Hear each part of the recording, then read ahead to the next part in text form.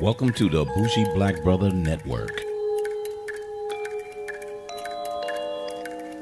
Good afternoon and welcome to Fade to Black Cinema. I'm Michael, your Bougie Black Brother, and I'm here with my co-host, Alicia.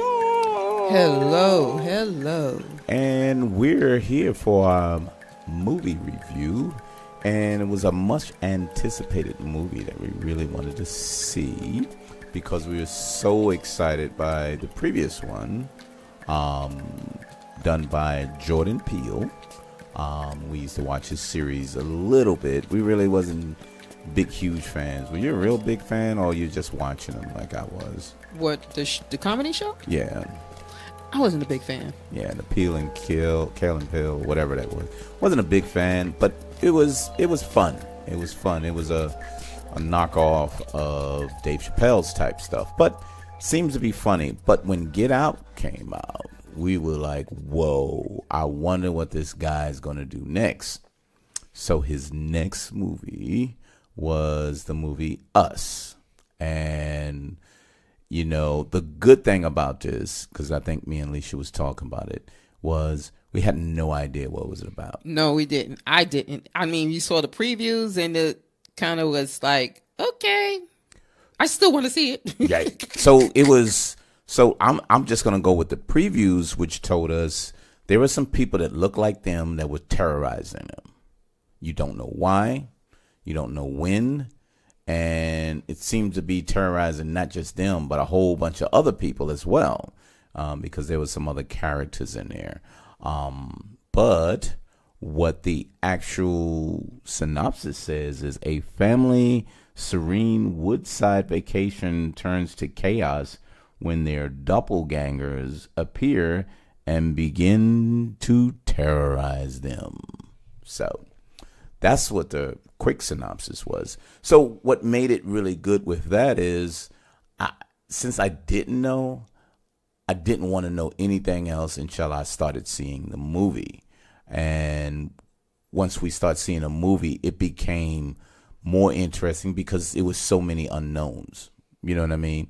And Alicia, you was able to follow it. You said you was able to say, wow, this is just crazy, but I'm following all the way through. Yeah, I mean, it was kind of like I didn't want to miss anything.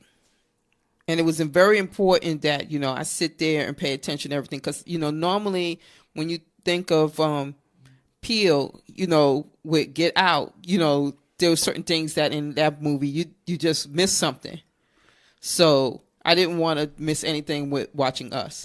Yeah, because I saw you. It was funny because, you know, I kind of watch your reactions sometimes. Sometimes you'll sitting slumping in a chair or you laying back. But you were up close, like up towards the screen. And I was like, uh-oh, she's really into this one as opposed to a lot of other ones. But it made you like, what the fuck is going on? So you really had to pay attention to this. Otherwise, you would lose why certain things was happening.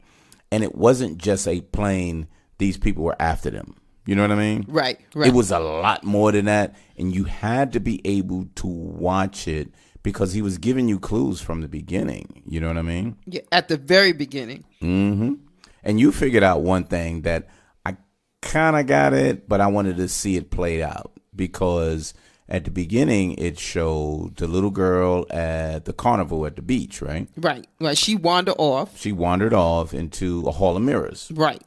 And when she saw the hall of mirrors, she saw a reflection of herself, but as she walked around, she saw a reflection of herself backwards. And then all of a sudden, the person turned around and grabbed her by the neck. And then all of a sudden, it went to the modern time. Exactly. And you was kind of like, what the fuck? I knew. I was like, okay, she's taken. Yeah, they took her or they did something to her. Right. And that's what I thought. I was like, okay, she grabbed her.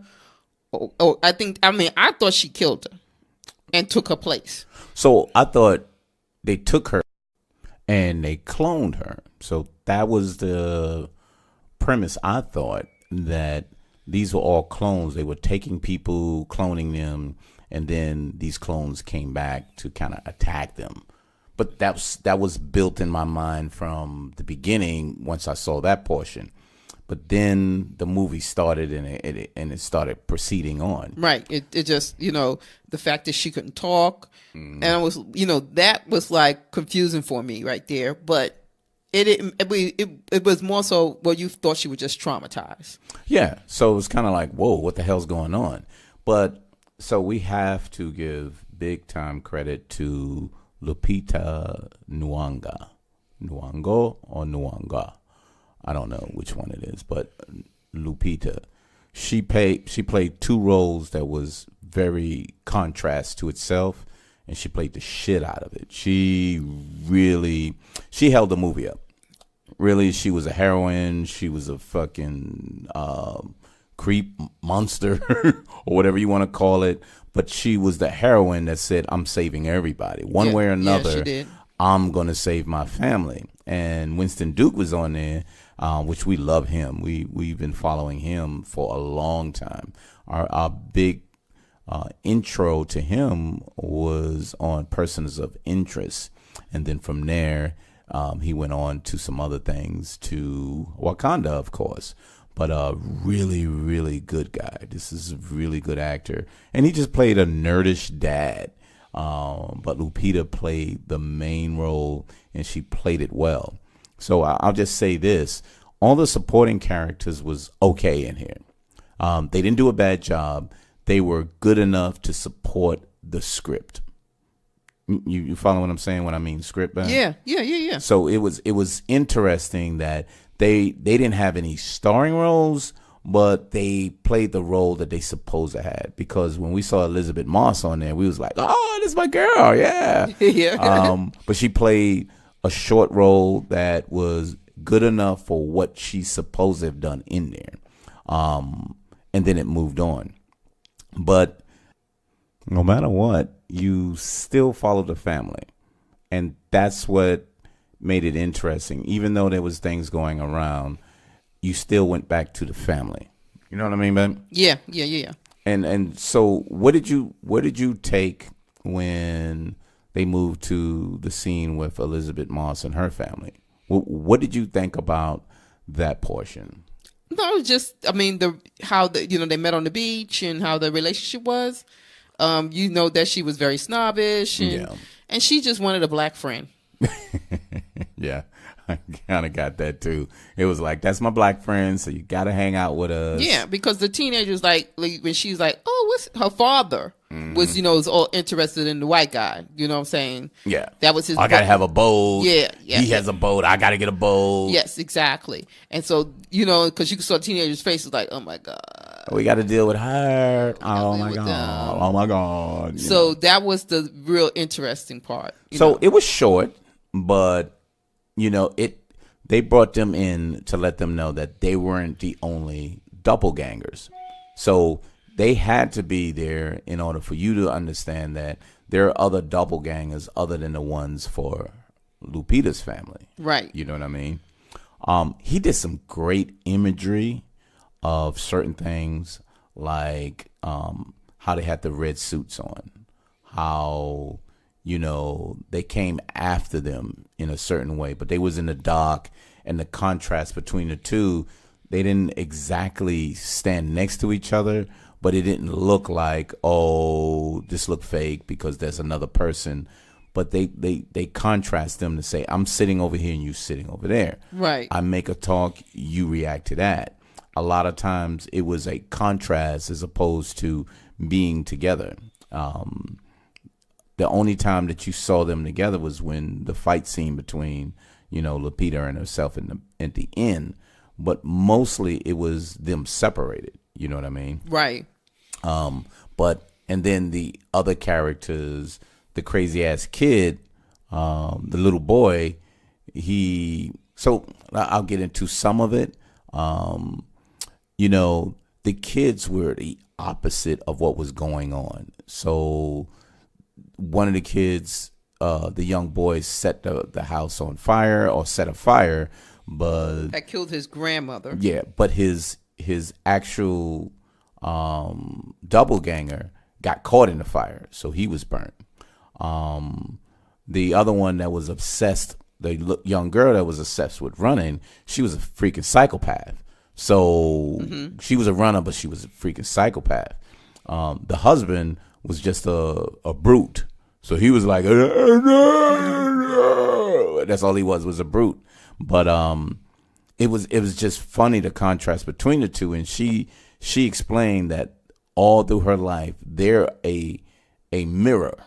She said they're tethered together. So whatever she does on top, they have to do underground, because there's a certain portion at the beginning. I'm not sure if you read it, but they said there's underground tunnels all throughout the United States. Some unabandoned, some you don't even know what they're being used for. But there's tunnels everywhere.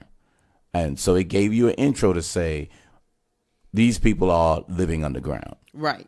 So they gave you a sort of a hint to say, this is what's going on with that. But suspense-wise, it was pretty good.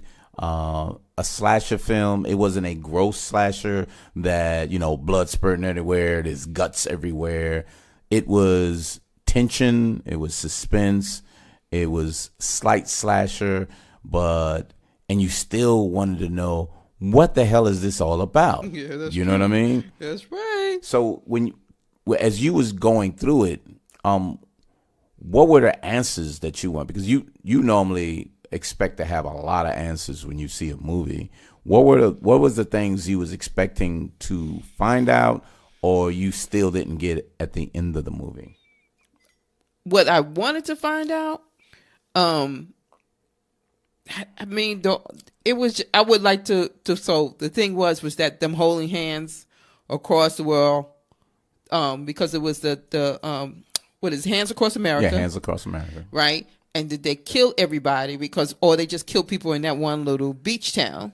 Yeah, you didn't know that. Right, so that was another thing that was kind of like got me. Okay, so who did what? So that was one. Mm-hmm.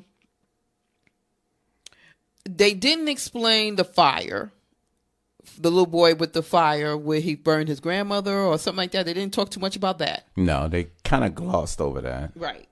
What else? I think that was the main thing. Okay. So I wanted to know who created this program Underground. Who were they? Were they still alive? Why did they abandon them? And if they abandoned them, what did they do next? You know what I mean? Yeah. If they abandoned them and they tried to do something, because these people made this mirrored, tethered people that they do the same thing that there's up there, but they gave up on it because it just wasn't working the way they wanted. So if they gave up on it, then what did they do? You know what I mean? Right. What did they do? Who were they? And they're obviously someone that's living above ground still trying to do something. You know what I mean? Right. So I found that interesting. But I also thought about the same question in Get Out was, where did they find that technology to, put black people's bodies or white people's brain inside these black people's body? They never told you where it started, who it started with, concept or whatever. What he does is, it is what it is. Deal with that storyline. I'm not going to explain shit, because my idea is what you're seeing, not how it was created.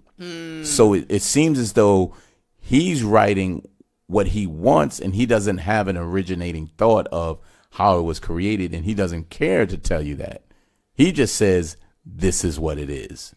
And it's interesting because you don't get caught up in it, though. I didn't get upset because I didn't know, but I would like to know. You know what I'm saying? Yeah, because I don't think you wasn't supposed to sit there and, some people took it to the extreme. You know what I'm saying? It's like, well, right before this is all this happened. No, in the movie, it was basically, this is how it starts. Mm-hmm. This is how it ends. Yeah, because, explain what, our son was talking about with the young boy. Yeah, he was saying that they switch. They switched the boy. Yes, they switched And the I was boy. like, how the fuck did they switch the Yeah, boy? that's what I was trying to figure that out. I was like, okay, y'all doing this, what did I call it? I can't remember. But I was like, no, that was not the case. He said, well, the boy couldn't snap his finger, but the other boy could snap his finger. And I was like, what that got to do with anything? So my problem with that whole concept is, and not revealing all the things in the movie, is it was only really based off one person. And if it was anyone else, that means that would have altered the story as well. You know what I mean? Right. That would have altered the story to say there's more people above ground that switched with them. There's other people in different ways. But they're just taking the mannerisms and said, oh, he's one of the tethered ones. No. And the movie never revealed anything of the sort. Now, mind you, they did say, Lupita was gone for 15 minutes. Right. So she was gone for a while. Now, when she took, the monster Lupita took the other one's son, you couldn't switch him because he was already dead. Right. So exactly. you couldn't switch him then. On the other hand, there was no opportunity that they went to the Hall of Mirrors again where he was switched. So there was just a lot of things that you kind of said, that doesn't make sense. But because people said they didn't give enough answers for them, they started filling in a lot of stuff. Exactly. Which was crazy to me. Because he did leave a lot open, but not that much open. You know what I mean? Yeah. Not that much, but it is what it is. Yeah. Like So I said, crazy to me. Yeah. So there's a lot of conspiracy theories, or this is what you missed if you go on YouTube. This is what you missed in Us. Or let me explain the ending of Us. And I was like, I got the ending. It was simple. You know what I mean? Because they kind of explained it, and then they left something open to interpretation. But then they was kind of like, there you go. Because she said one thing at the beginning of the movie. They're not going to stop chasing us. They're going to kill us. They want us. You know what I mean? Right. So she knew she had to run because they were coming to get her for a reason. And she knew why. She never told them why, but she knew why. And you can tell that she knew why.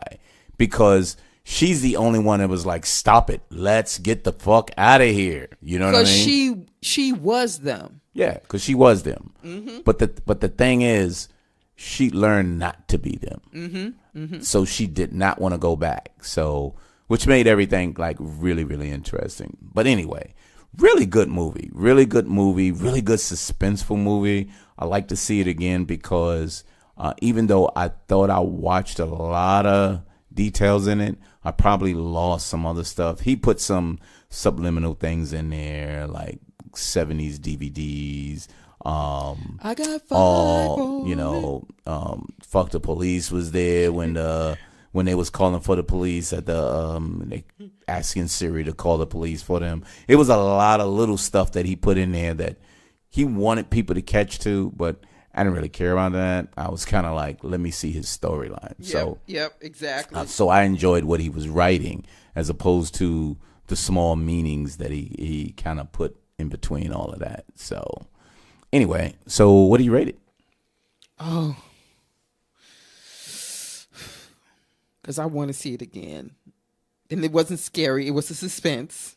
Yeah, more suspenseful than horror, even though it's based like a horror movie. Thriller, more thriller than suspense. I say thriller because that's how they put it. Thriller horror with some, suspenseful points. So I say a 9. Wow. So you got it pretty high. I got it like an 8.25. I was going to say 8.5, but I'm going to say 8.25 because I really liked it, but it was story and Lupita. It wasn't a complete contribution with the other characters. They did okay, but it wasn't a standout contribution by the cast. So I can't give it a lot more. But I will say the story and Lupita really carried this for me. The story was light with an idea as opposed to a script from beginning to end that you understood it and it ended at a certain point. It's not an ending and you really didn't know the beginning. Yep. So he left. This was the middle point of it. And what he showed you is what it was. That doesn't mean it's over either. Because this one, it doesn't mean it's over. Just like Get Out. That doesn't mean that's over either. But he left it open-ended. So I really say an 8.25 and you say a 9. So you have it on the high side. But I definitely, this is a movie that I definitely want to see again. But anywho, Fade to Black Cinema every Wednesday. Every Wednesday, we are checking out all new movies, couple of shows that's on. I got my Asian Thursday still going around. So y'all get to see those as they come out. And a couple of TV shows we've been checking out that we'll be putting out as well. But Fade to Black Cinema on all podcast downloads like YouTube, iTunes, Google Podcasts, Spreaker, iRadio, all of these goddamn things. I'm not even gonna name them all. Spotify got them on there. Don't have it on Pandora though, because I don't think Pandora has podcasts. So you won't get them on there. But every Wednesday, check us out, and we will be having the newest and the latest, and maybe some older stuff too, if we roll up on something that's very, very interesting. But anywho, you got anything else, babe? No, dog. So thank you very much, and we'll see you next Wednesday on Fade to Black Cinema. Later. Bye.